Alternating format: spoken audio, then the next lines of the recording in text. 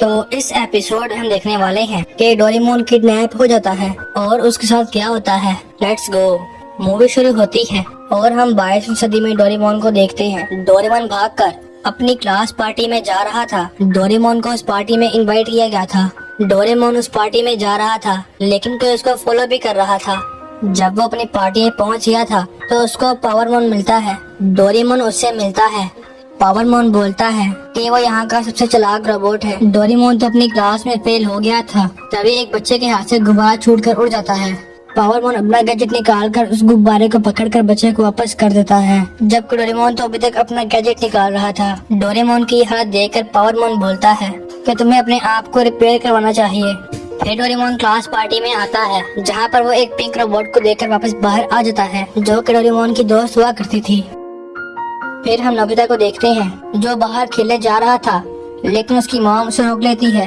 फिर नोबिता देखता है कि कल तो डोरेमोन की बर्थडे है तो वो इसके लिए गिफ्ट लेने का सोचता है और बाहर जाकर एक डोरावेल खरीदता है। रास्ते में इसको उसके दोस्त मिल गए थे। वो उनको बोलता है कि कल डोरेमोन का बर्थडे है और मैंने उसके लिए एक तोहफा लिया है और बोलता है डोरेमोन अपने बर्थडे के लिए खुश नहीं है। उसने मुझे एक बार बताया था कि उसे एमएस फैक्ट्री में बनाया गया था। जब वो तैयार हो रहा था तभी उस पर बिजली गिरती है और उसका एक स्क्रू टूट जाता है जिसकी वजह से डोरेमोन की क्वालिटी बाकियों से कम थी और वो किसी भी चीज में अच्छा ना था। वो हर चीज खराब करता था। उसको अपना मालिक भी ना मिल पाया लेकिन फिर एक छोटे बच्चे शिवाशी ने उसको सिलेक्ट किया। इसके बाद डोरेमोन काफी खुश हुआ और डोरेमोन शिवाशी का ख्याल रखता है। फिर हम डोरेमोन को देखते हैं जो कि एक प्लेग्राउंड में था। तभी उस पर एक रोबोट हमला कर देता है। डोरेमोन वहाँ से भागता है और उससे फाइट करता है लेकिन वो रोबोट डोरेमोन को पकड़ लेता है और उसको शॉक मारता है। उसके बाद वो रोबोट डोरेमोन को पकड़ लेता है। यहाँ पर नोबिता और उसके दोस्त काफी खुश थे और डोरेमोन के बर्थडे पार्टी का प्लान कर रहे थे। तभी वहाँ पर डोरेमी और शिवाशी आ जाते हैं। डोरेमी बोलती है डोरेमोन किडनैप हो गया है तो वो सभी लोग फ्यूचर के पुलिस डिपार्टमेंट में आ जाते हैं और वहाँ पर डोरेमोन के गुम होने की रिपोर्ट देते हैं। उसके बाद वो सब शिवाशी के घर आ जाते हैं और वो लोग टीवी पर रोबोट किडनैपिंग की न्यूज देखते हैं। ये किडनैपर्स रोबोट को किडनैप करते हैं और बाद में उनको सेल कर देते हैं, जिसको सुनकर सब परेशान हो गए थे। शिवाशी बोलता है कि वो किडनैपर्स रोबोट को किडनैप करके उनकी मेमोरी डिस्ट्रॉय करते हैं ताकि वो भूल जाएंगे कौन सा गैजेट इस्तेमाल करना है और जो भी इनकी मेमोरी में होता है वो सब कुछ। ये सुनकर नोबिता डर जाता है और बोलता है कि हम पुलिस की रिपोर्ट का इंतजार नहीं कर सकते। वो हमारा दोस्त है, हमें उसकी हेल्प करनी चाहिए। और वो सब डोरेमोन को ढूंढने के लिए निकल पड़ते हैं। यहाँ पर डोरेमोन एमएस फैक्ट्री में था जहाँ पर रोबोट्स बनते थे और ये वो इंसान था जो रोबोट को बनाया करता था। वो इंसान बोलता है कि मैंने सारे रोबोट्स को बिल्कुल ठीक बनाया था, बस तुम में एक खराबी आ गई थी। मैं तुम्हारे कलर और दिमाग को ठीक करूँगा ताकि तुम परफेक्ट बन जाओ। और बोलता है कि मैं 4 घंटों बाद तुम्हारा ऑपरेशन स्टार्ट करूंगा जब तुम्हारा बर्थडे होगा। यहाँ पर नोबिता और उसके दोस्त पावरमोन के पास जाते हैं। जियान और सुनियो गेम सेंटर में जाते हैं जहाँ नोबिता वगैरह पावरमोन के घर आ गए थे और उससे पूछते हैं क्या तुम्हें डोरेमोन का पता है। लेकिन पावरमोन को कुछ मालूम ना था और बोलता है चिंता मत करो, डोरेमोन किडनैप नहीं हुआ क्योंकि मार्केट में खराब रोबोट के पैसे नहीं मिलते।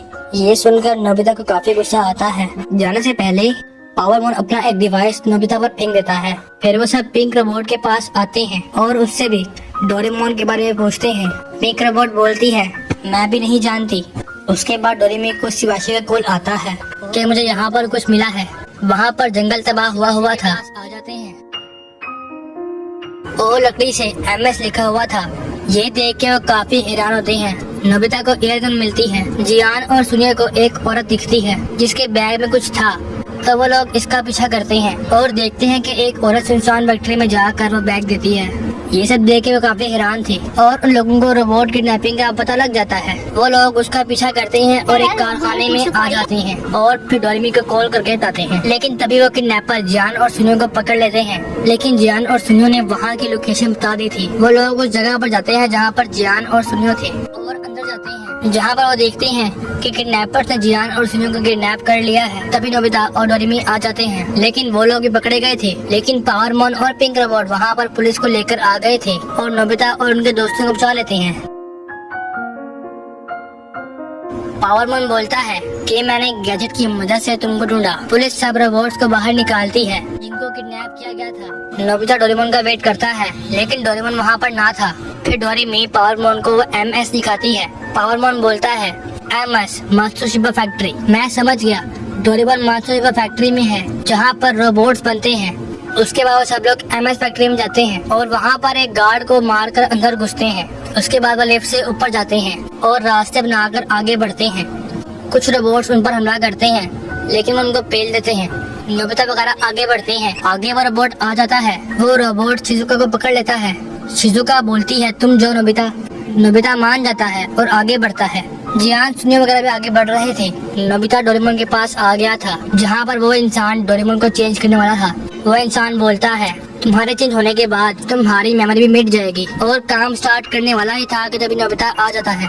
डोरेमोन बोलता है नोबिता ये मुझे चेंज कर रहा है तो मैं सब कुछ भूल। यह महिला सब्जियां काट रही होती है लेकिन ये ध्यान नहीं देती कि इसके अंदर कीड़े हैं। वो सब्जियों को काट कर अपने पति के लिए सलाद बना रही थी। खाना खाने के बाद जब इसका पति सोफे पर बैठा होता है तो उसे अचानक पेट में दर्द होता है, जिसके लिए महिला डॉक्टर को कॉल करने वाली होती है लेकिन इसका पति इसे मना कर देता है। वो कहता है ये साधारण सा पेट दर्द है। अगले दिन वो आदमी जब अपने दोस्तों के साथ पार्टी में होता है तब अचानक से उसके सर में दर्द होता है और वो उठकर बाथरूम में चला जाता है जहाँ वो पानी से अपने चेहरा धोता है। लेकिन तभी उसकी नाक से खून बहने लगता है जिससे इसे अपनी बॉडी में कुछ गड़बड़ महसूस होती है। लेकिन ये पार्टी को खराब नहीं करना चाहता था, इसलिए अपनी नाक से खून को पोंछकर वापस अपनी टेबल पर आकर बैठ जाता है। लेकिन जब वो अपने दोस्तों के साथ ड्रिंक करने लगता है तो उसकी नाक से खून उस गिलास में गिरने लगता है। उसी समय उसके सर में बहुत तेज दर्द होता है, मानो बहुत सारे कीड़े उसके सर को खा रहे हों। तभी वो आदमी जमीन पर गिर जाता है जिससे सभी लोग उस आदमी को देखने लगते हैं और तभी हजारों कीड़े इसके सर को फाड़कर बाहर आ जाते हैं, जिसे देखकर पार्टी में आए सभी लोग डर जाते हैं। इसका नेक्स्ट पार्ट देखने के लिए आप हमें कमेंट कर सकते हैं। दोस्तों अभी तक हमने देखा कि उस जानवर ने लकड़ी के पुल में पूंछ मारी थी जिससे वो पुल घूमने लगता है और वो टोकरी पानी में गिर जाती है। वो जानवर उसे खाने के लिए उसकी ओर बढ़ने लगता है। तभी ये आदमी दूसरे आदमी की नाक में उंगली फंसा देता है और उस टोकरी को उठाकर ऊपर की तरफ फेंक देता है। लेकिन वो टोकरी जाकर एक जाल में अटक जाती है। फिर वो फटाफट पानी से बाहर आता है और देखता है कि पानी के अंदर वो जानवर बड़ा सा बवंडर बना रहा था। ऊपर टोकरी में वो बच्चा फंसा हुआ था। वो जानवर पानी से बाहर निकलता है। वो टोकरी को खाने वाला था लेकिन तभी ये आदमी चिल्लाकर उस बच्चे को बचाने को कहता है। फिर ये लोग एक रस्सी को काटते हैं। इससे कोई चीज आकर जानवर से टकराती है और वो बच्चा बच जाता है और ये आदमी फटाफट बच्चे को लेकर भागता है। लेकिन तभी वो जानवर पुल को तोड़ने लगता है जिससे कि वो आदमी नीचे की तरफ गिर जाता है। अब वो जानवर उस पर अटैक करने वाला होता है लेकिन तभी वो आदमी आगे की तरफ भागता है और एक लकड़ी के ऊपर कूद जाता है जिससे वो जानवर अब लकड़ी के ऊपर ही फंस गया था। अब ये आदमी उन सबसे कहता है कि हमें उस जानवर को पानी से बाहर निकालना होगा, इसलिए सब लोग लकड़ी के